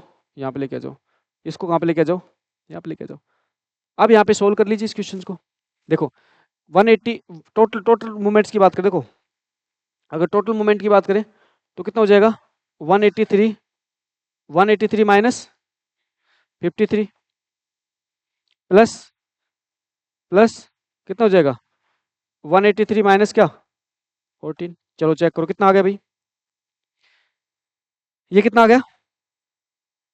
130 ना, 130 प्लस ये कितना आ गया? 169। इसको जोड़ो, 299। अब देखो 299 हमारे पास आंसर आ रहा है, लेकिन 299 तो ऑप्शन में नहीं है। अब नहीं है तो आपको ये भी बता रखा है, आपको देखो नहीं है तो आपको साफ साफ लिखवा रखा है, यहाँ पे समझो। देखो देखो नहीं है तो साफ साफ लिखवा रखा है। स्कैन एल्गोरिथम में read write head movement increasing decreasing order में होते हैं, या तो इंक्रीजिंग होगा डिक्रीजिंग होगा। तो ध्यान, अगर आपको इंक्रीजिंग ऑर्डर से आंसर नहीं आ रहा तो सीधी सी बात है हेड मूवमेंट डिक्रीजिंग ऑर्डर में आ रहा है। तो अगला क्या काम करना है आपको? अगला सिर्फ इतना काम करना है, इस जो पर्टिकुलर आंसर है, इस आंसर को आपको सेटिस्फाई नहीं हो रहा तो सिंपल सी बात है, इसको इरेज कर दीजिए। इरेज करो। अब डिक्रीजिंग ऑर्डर में फुलफिल करवाओ, रिक्वेस्ट को डिक्रीजिंग ऑर्डर में फुलफिल करवाओ। और रिक्वेस्ट डिक्रीजिंग ऑर्डर में फुलफिल करवाएंगे तो सबसे पहले क्या है? 53 है। 53 से कहाँ पे आओगे? 14 तक आओगे। और उसके बाद 14 से कहाँ पे जाओगे? 183 तक जाओगे। बीच की सभी रिक्वेस्ट फुलफिल होती है ना। बीच की रिक्वेस्ट यहाँ पे 30, यहाँ पे 65, 67, 98, 122, 124। अब आपको क्या करना है, एग्जाम में थोड़ा फास्ट काम करना है। ऐसा नहीं कि इन चीज़ों को रिक्वेस्ट फुलफिल करके दिखा के आना, दिखा के नहीं आना, आपको फास्ट काम करना है। ठीक है। अब देखो टोटल हेड मूवमेंट देखो, टोटल हेड मूवमेंट। चलिए जी, टोटल हेड मूवमेंट कितने हो जाएंगे भाई? देखो 53 माइनस 14 प्लस कितना हो जाएगा? 183 माइनस 14। चलिए जी बात कीजिए। अच्छा कितना आ जाएगा यहाँ पे? ये कितना आ जाएगा? 39 प्लस ये कितना आ जाएगा? 169। और दोनों को आप ऐड करो कितना आ जाएगा? 208। बिल्कुल सही बात है। और 208 आते ही आपका आंसर मैच हो गया। देखो धरना, यहाँ पे डिफरेंस ये होता है, आप सोच के देखो, आप जस्ट करंट इस टॉपिक को पढ़ रहे हो, उसके बाद आपको सोल्व करने में दिक्कत आ रही है। तो ये डिफरेंस होता है कि आप जो स्टडी कर रहे हो उसके बाद में एग्जामिनर जो आपसे पूछ रहे हैं उसमें आप कितना उसको इम्प्लीमेंट कर पा रहे हो। अब यहाँ पे अभी आप जस्ट स्टडी करते करते टॉपिक को इम्प्लीमेंट नहीं कर पा रहे हो। क्यों? क्योंकि आप लगातार अपना स्टैटिक माइंड पे काम कर रहे हो, आप अपने माइंड को डायनेमिक कन्वर्ट नहीं कर पा रहे हो। भाई आप 0 से 199 को क्यों ले रहे हो? वो तो मैंने क्वेश्चंस के अकॉर्डिंग लिया था। मैंने ऐसा थोड़ी कहा था कि भाई आपका 0 से 199 आपका आपका एक ऐसा ट्रैक नंबर है जो हर हर जगह क्वेश्चंस मिलेगा आपको, नहीं। तो आपको क्वेश्चन सोल्व करते समय आपको इन चीज़ों पर ध्यान देना जरूरी है, और तब जाके आपके क्वेश्चन सोल्व होते हैं। अब डिफरेंस यही होता है कि आप बहुत सारी स्टडी कर लेते हो उसके बाद भी क्वेश्चन सोल्व नहीं होते, और उसमें क्वेश्चन सोल्व नहीं होने के पीछे जो मेन डिफरेंस होता है ना, वो मेन डिफरेंस होता है कि आप माइंड को डायनेमिकली काम में नहीं ले रहे। चीज़ों को डायनेमिक काम में लो, अपने आप इजीली पता लग जाएगा। अब इतनी मेरी गारंटी है कि इस टाइप का अगला जो भी कोई क्वेश्चन बनेगा अब आप नहीं भूलोगे, और आप इस क्वेश्चन को बहुत फास्ट सोल्व भी करोगे, क्योंकि आपको पता है कि यहाँ पे आपको अगर यहाँ पे ट्रैक नहीं दे रखा तो आप दो ही चीज़ करोगे। दो चीज़ क्या करोगे? एक बार तो आप इसको डिक्रीजिंग ऑर्डर में आप क्या करोगे, माइनस करके देखोगे, और एक बार इंक्रीजिंग ऑर्डर माइनस कर देखोगे, तुरंत आंसर लगा दोगे। ये बनाने की जरूरत नहीं पड़ेगी, ये बनाने की जरूरत नहीं पड़ेगी। आंसर लगाने के लिए एक बार क्या करो भाई, आपके पास में करंट पोजिशन 53 है, डिक्रीजिंग ऑर्डर में लास्ट कहाँ तक जा रहे हो आप? 14। तो 53 में 14 घटा के देख लो। और इंक्रीजिंग ऑर्डर में लास्ट कहाँ पे जा रहे हो? 183। 183 में 14 घटा लो, ये चेक कर लो। ये तो डिक्रीजिंग ऑर्डर चेक हो गया। इंक्रीजिंग ऑर्डर चेक कैसे करोगे? 53 से कहाँ पे पहुंचे? 183। और 183 से कहाँ पे आए? 14, बस 2 ही तो चीज़ होती है। भाई या तो फॉरवर्ड या आपके बैकवर्ड, 2 ही तो मूवमेंट चलते हैं, या तो आगे या पीछे, और 2 मूवमेंट्स के बेस पे आपका आंसर आ जाएगा। तो यहाँ पे ये क्वेश्चंस होते हैं, इसको बहुत इजीली सोल्व करना होता है। जस्ट ये कि आपको इन क्वेश्चंस के अंदर समझना होता है। अगर नहीं किया तो नोट डाउन कर लीजिए फटाक से, फिर आगे नेक्स्ट बात करते हैं सी स्कैन, सर्कुलर स्कैन।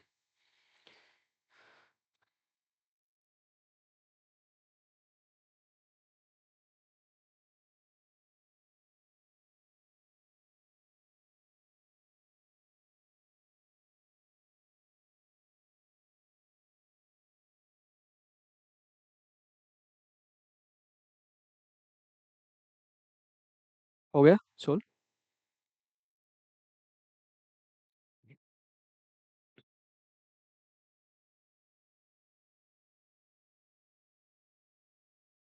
चलिए आज ये टॉपिक कंप्लीट कर लेते हैं, है ना। नेक्स्ट हम बात करते हैं कि हमारे पास में नेक्स्ट जो एल्गोरिथम आती है उसको बोलते हैं सी स्कैन। सी स्कैन मतलब क्या होगा भाई?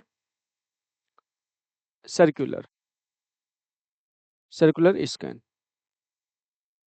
है ना। सर्कुलर स्कैन एल्गोरिथम के अंदर हमें काम क्या करना होगा? हमें सिर्फ इतना काम करना होगा कि अब जो आपका हेड जो लास्ट पोजीशन पहुंच जाता है, लास्ट पोजीशन पहुंचने के बाद हेड को डायरेक्टली हम फर्स्ट पोजीशन में लेके आ जाते हैं, और फिर हम वापस से रिक्वेस्ट को फुलफिल करवाते हैं। तो लिख लीजिए सी स्कैन एल्गोरिथम में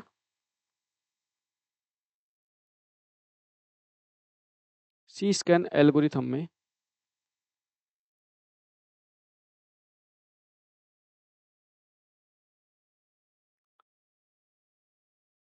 हेड मूवमेंट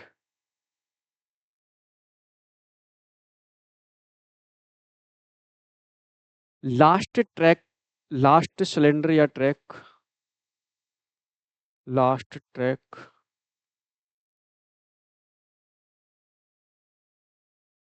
है ना। एक चीज ध्यान रखना, आपके आपके पास में जो सिलेंडर होता है ना, तो सारे के सारे जो हेड का जो मूवमेंट चलता है ना एक साथ चलता है। जितने भी रीड राइट हेड लगे होते हैं ना, उन सब का मूवमेंट आर्म एक साथ करता है। जैसे मान चलो आपके पास में 3 प्लेटर है, और 3 प्लेटर में आप कितने सरफेस हो जाएंगे? 6 सरफेस हो जाएंगे। तो वहां पे आपके रीड राइट हेड कितने लगे? 6 रीड राइट हेड लगे। तो 6 के 6 रीड राइट हेड आपके एक साथ मूवमेंट करते हैं, एक साथ मूवमेंट करते हैं। तो इसलिए हम सिलेंडर भी ले सकते हैं, कोई दिक्कत है नहीं है। ठीक, देखो सी स्कैन एल्गोरिथम में रीड राइट हेड का head last track cylinder cylinder पे पहुंचने के बाद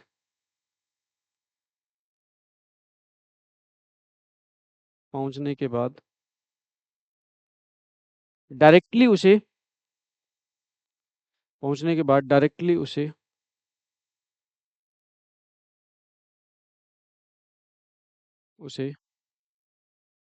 first first track first track cylinder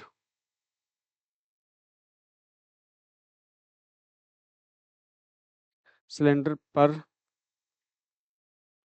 लाया जाता है, और और और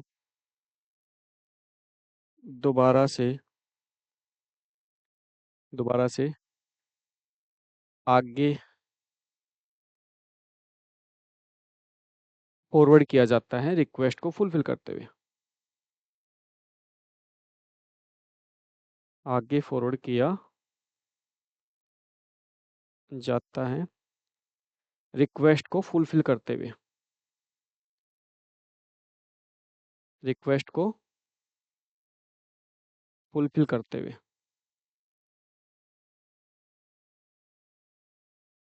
करते हुए। ठीक है भाई। अब देखो यहाँ पे करना क्या आता है, यहाँ पे आपको सिंपल सा ध्यान रखना है कि बेसिकली यहाँ पे जब हेड मूवमेंट्स की बात करते हैं तो हमारे पास मान चलो हम यहाँ पे कह रहे हैं कि हमारे पास में जो टोटल ट्रैक है, जैसे मान चलो जीरो से और हमारे पास ट्रैक कितने हैं? 199 99 मान लो, है ना। 0 से 99 है। अब देखो यहाँ पे 0 से 99 जो ट्रैक नंबर है, और करंट पोजीशन मान चलो, करंट पोजीशन कहाँ पे? 50 पे। अब हम कह रहे हैं कि भाई हमारे पास में जो हेड का मूवमेंट चल रहा है, हेड का मूवमेंट क्या चल रहा है? फॉरवर्ड चल रहा है। हेड का मूवमेंट क्या चल रहा है? आगे तरफ चल रहा है। और हेड के मूवमेंट में हम लास्ट पोजीशन जब हम पहुंच जाएंगे, लास्ट पोजीशन से पहुंचने से पहले हम क्या करते हैं, जितने भी रिक्वेस्ट होते हैं उन सबको फुलफिल कर देते हैं। ठीक है। उसके बाद में हम क्या करेंगे, डायरेक्टली मूवमेंट कहाँ करवा देंगे, जीरो पे। उसके बाद में डायरेक्टली मूवमेंट हम जीरो पे करवा देंगे, और जब हम मूवमेंट करवाएंगे तो हम किसी भी रिक्वेस्ट को फुलफिल नहीं करेंगे।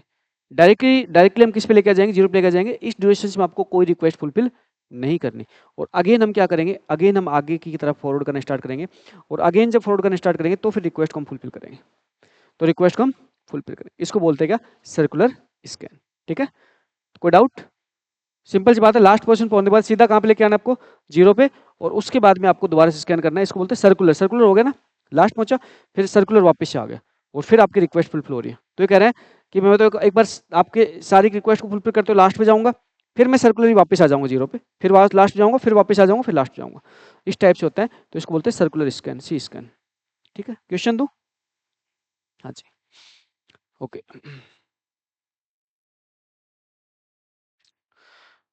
सी स्कैन एल्गोरिथम के थ्रू आपको सोल्व करना है।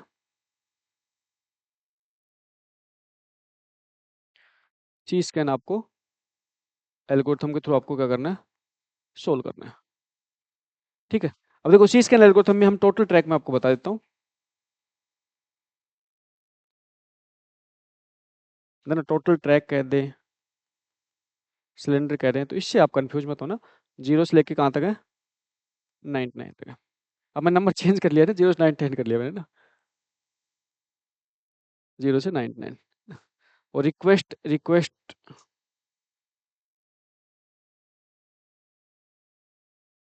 रिक्वेस्ट ट्रैक या सिलेंडर आपके पास सामने यहाँ पे गिवन है। रिक्वेस्ट ट्रैक या सिलेंडर आपको गिवन है, और रिक्वेस्ट ट्रैक सिलेंडर क्या है आपके, जैसे 60 है, 90 है, 95 है, 20 है, 30 है, 35 है। करंट पोजीशन बता देता हूँ आपको, करंट पोजीशन, और करंट पोजीशन जहाँ पे आपके पास में यहाँ पे 50। फटाक से सोल्व कर दीजिए। उसके बाद लुक एल्गोरिथम को और देखना भी है ना, लुक को भी चेक करेंगे, अभी लुक को भी देखेंगे।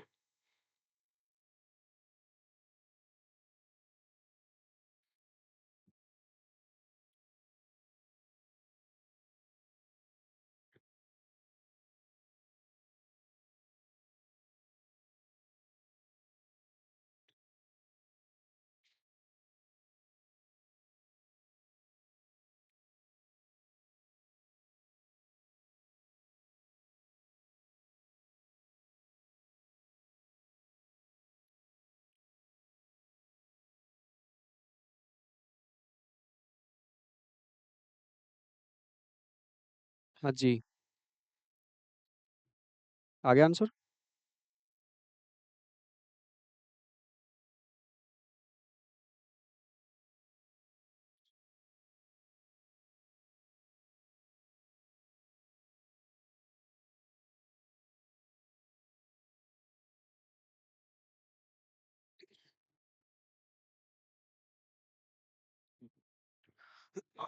आज 8:15 आपका टेस्ट सॉल्यूशन करवा दूंगा ना, 8:15 आपका टेस्ट बचा हुआ ना, सॉल्यूशन ओएस का बचा हुआ ना, 8:15 करवा देंगे आज। 8:15 आप सभी लाइव जुड़ जाना भाई, यूट्यूब पे सॉल्यूशन होता है, तो यूट्यूब पे 8:15 सॉल्यूशन करवा देंगे। हाँ जी, चलो चेक करते हैं। देखो, सबसे पहले हम कहते हैं हमारे पास में जो ट्रैक जो गिवन है, सिलेंडर जो ट्रैक गिवन है, वो हमारे पास में जीरो से लेके कहाँ तक है, जीरो से लेके कहाँ तक है, 99 तक है। ठीक, अब देखो करंट पोजीशन कहाँ पे भाई आपकी 50 है। अब आप क्या कर रहे हो, आप रिक्वेस्ट फुलफिल, देखो आपकी नेक्स्ट रिक्वेस्ट कौन सी है, 60 है, फिर कौन सी आपके 90 है, फिर कौन सी है 95। अब आपका जो मूवमेंट चल रहा है, आपका जो मूवमेंट चल रहा है, उस मूवमेंट्स में आप कह रहे हो सबसे पहले किस पे जा रहे हो, 60 रिक्वेस्ट फुलफिल कर रहे हो, फिर 90 कर रहे हो, फिर 95 कर रहे हो, फिर कहाँ जा रहे हो, 99 तक जा रहा है। 99 तक जाने के बाद में आपका जो वापस से जो रिवर्स मूवमेंट हो रहा है, वो रिवर्स मूवमेंट आपका डायरेक्टली कहाँ पे हो रहा है, जीरो। बस ये चीज़ ध्यान रखनी है, रिवर्स मूवमेंट आपका जीरो पर हो रहा है। इस ड्यूरेशन में आपको कोई रिक्वेस्ट फुलफिल नहीं करनी। फिर रिक्वेस्ट कौन कौन सी बच गई भाई, फिर बच गई आपकी 20, 20, 30 और 35। तो फुलफिल कर दीजिए, 20 हो गई आपकी, फिर 30 हो गई आपकी, और ये 35 हो गई आपकी। यहाँ पे आपकी सारी रिक्वेस्ट फुलफिल होगी। टोटल मूवमेंट बता दीजिए यहाँ पे, टोटल मोमेंट कितना होगा देख लीजिए।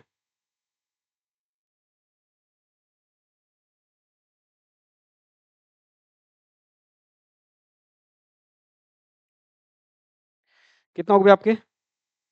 99 minus 50 plus 99 minus 0 plus 35 minus कितना हो जाएगा? 49 प्लस अब कितना हो जाएगा? 99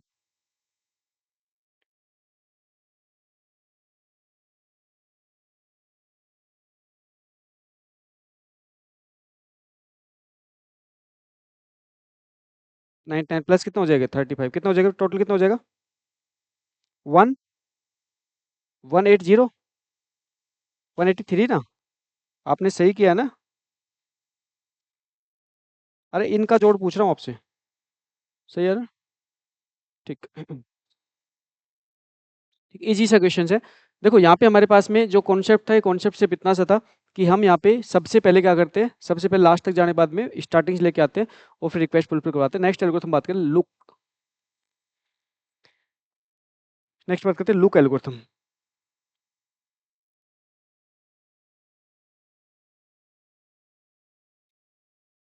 चलिए जी, देखो लुक एल्गोरिथम के अंदर जो कॉन्सेप्ट होता है उसमें हम ये बात करते हैं कि हमारे पास में जो हेड मूवमेंट जो चल रहा है ना, देखो हमारे पास में जो हेड मूवमेंट चल रहा है, वो हेड मूवमेंट अभी हमारे पास में क्या चल रहा है, लास्ट पोजीशन से चल रहा है।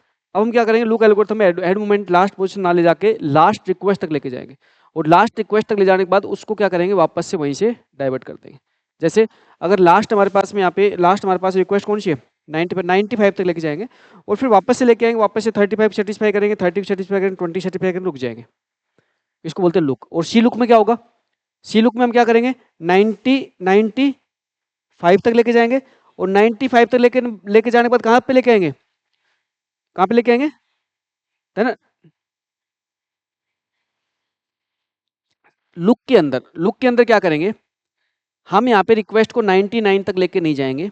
लुक के अंदर बेसिकली हम यहाँ पे जो हमारे पास रीड राइट जो हेड होता है, उसको मूवमेंट को हम लास्ट ट्रैक तक ना ले जाके लास्ट रिक्वेस्ट तक लेके जाते हैं। तो लास्ट रिक्वेस्ट कौन सी है, 95 तक ले जाके रुक जाएंगे लुक के अंदर। फिर उसके बाद वापस क्या करेंगे, वापस चलेंगे, वापस चलेंगे, वापस चलेंगे, और वापस चल के हम क्या करेंगे, वापस चल के हम पहले 35 सेटिस्फाई करेंगे, फिर 30 करेंगे, फिर 20 करेंगे, और 20 पे रुक जाएंगे। ठीक है, ये तो है लुक। उसके बाद सर्कुलर लुक और होता है, सी लुक भी होता है। सी लुक में क्या करेंगे कि रिक्वेस्ट को हम कहाँ पे लेके जाएंगे, 95 से, 95 के बाद वापस हम कहाँ पे लेके जाएंगे, नहीं 20 पे, वापस कहाँ पे लेके जाएंगे, 20 पे, और 20 के बाद 30 और 30। बस ये आपका सी लुक होता है, इतना डिफरेंस होता है। ये दो एल्गोरिथम होती है। तो लुक में लिख लीजिए,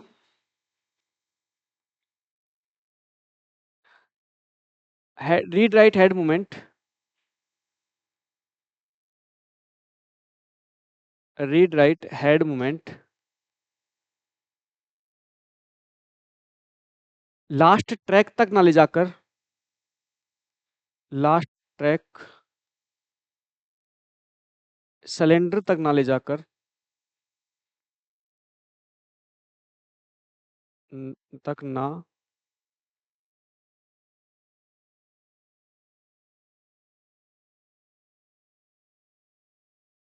जाकर लास्ट लास्ट रिक्वेस्ट तक लेकर जाते हैं,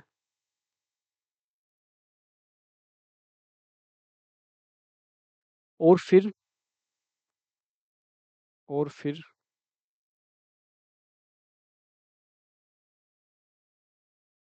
रिवर्स डायरेक्शंस में मूवमेंट करवाते हैं, रिवर्स डायरेक्शन में मूवमेंट करवाते हैं, मूवमेंट करवाते हैं,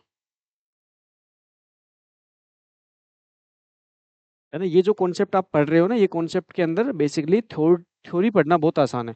इन कॉन्सेप्ट के अंदर प्रैक्टिकल जब करने बैठते हैं ना, प्रैक्टिकली जब हार्ड डिस्क पे इंप्लीमेंट करने बैठते हैं इन कॉन्सेप्ट को, इन एल्गोरिथम को, तो आपके पास में प्रैक्टिकल इंप्लीमेंट करने के लिए आपके पास में बहुत कम एल्गोरिथम है। जैसे स्कैन एल्गोरिथम है, प्रैक्टिकल इंप्लीमेंट हो जाती है। लेकिन ये जो एल्गोरिथम है, ये सिर्फ थ्योरी में पढ़ते हैं, इनका प्रैक्टिकल इंप्लीमेंटेशन पॉसिबल नहीं होता। क्यों? क्योंकि लास्ट ट्रैक तक ले जाना, लास्ट रिक्वेस्ट तक ले जाना, उसके बाद वापस लेके आना इतना आसान गेम नहीं होता। क्योंकि लास्ट रिक्वेस्ट आपको आपको पता लगता है ऑन द स्पॉट। आपके पास में सीपीयू कंटिन्यूसली क्या मांगता रहता है? डेटा मांगता रहता है। तो आपको यहाँ पे ये जो जितनी भी एल्गोरिथम पढ़ रहे हो, इन एल्गोरिथम को जनरली हम किसकी बात करते हैं? थ्योरी कॉन्सेप्ट की बात करते हैं। रियल प्रैक्टिकल्स के लिए आपकी कुछ एक एल्गोरिथम है जिनको हम डायरेक्टली इंप्लीमेंट करते हैं। ठीक है, तो यहाँ पे रिक्वेस्ट क्या करेंगे? लास्ट लास्ट लास्ट ट्रैक तक न जाके लास्ट रिक्वेस्ट तक लेके जाते हैं और वापस से फिर उसको रिवर्स डायरेक्शन में मूवमेंट करवाते हैं। ठीक है, तो देखो सिंपल सी बात है। जैसे मान चलो हमारे पास में एक पर्टिकुलर ट्रैक है, और ट्रैक की अगर बात करें तो मान के चलो यहाँ पे आपके पास में 0 से लेके 99 तक है। ठीक भाई, करंट पोजीशन किसकी है? 50 है, ये करंट है। उसके बाद हम क्या करेंगे? जैसे मान चलो हमारे पास रिक्वेस्ट किस टाइप से आ रही है, देखो रिक्वेस्ट आ रही है जिसमें पर रिक्वेस्ट है किसकी? 60 की, 60 पे लग गए। रिक्वेस्ट है किसकी? 70 पे, 70 पे लग गए। रिक्वेस्ट है किसकी? 80 की, 80 तक लग गए। अब 80 तक ले जाने के बाद में हम क्या करते हैं? वापस मूवमेंट स्टार्ट कर देते हैं, वापस मूवमेंट स्टार्ट कर देते हैं। जैसे रिक्वेस्ट है किसकी? 40, 40 पे लेके आते हैं। फिर रिक्वेस्ट है किसकी? 30, 30 पे लेके आते हैं। फिर जैसे रिक्वेस्ट है किसकी? 20, तो यहाँ पे फिर हम 20 पे लेके आते हैं। बस ये होता है इसमें, ये कॉन्सेप्ट होता है लुक में, और सी लुक के अंदर आपको बता ही दिया। तो आपको करना क्या है? जस्ट इससे पहले जो मैंने क्वेश्चन दिया ना, उसको फिर आप लुक से भी सोल्व कर दो। इससे पहले जो क्वेश्चन दिया उसको आप लुक से भी सोल्व कर दीजिए, और साथ में आपकी जो डिस्क शेड्यूलिंग एल्गोरिथम ये कंप्लीट होती है। समझ में आ गई सारी एल्गोरिथम? इजी है ना?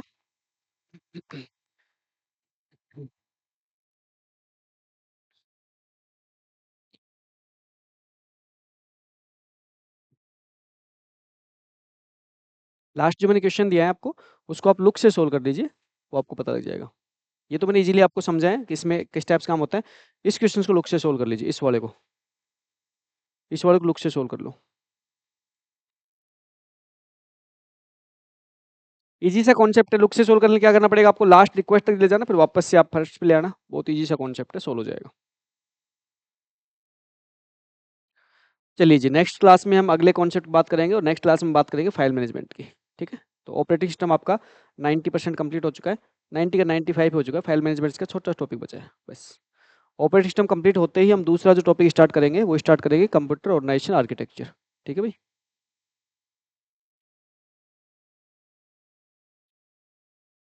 हाँ जी, हो गया। बहुत आसान है ना, यहाँ तक लेके आओ, उसके बाद वापस 20 तक लेके जाओ बस। ठीक,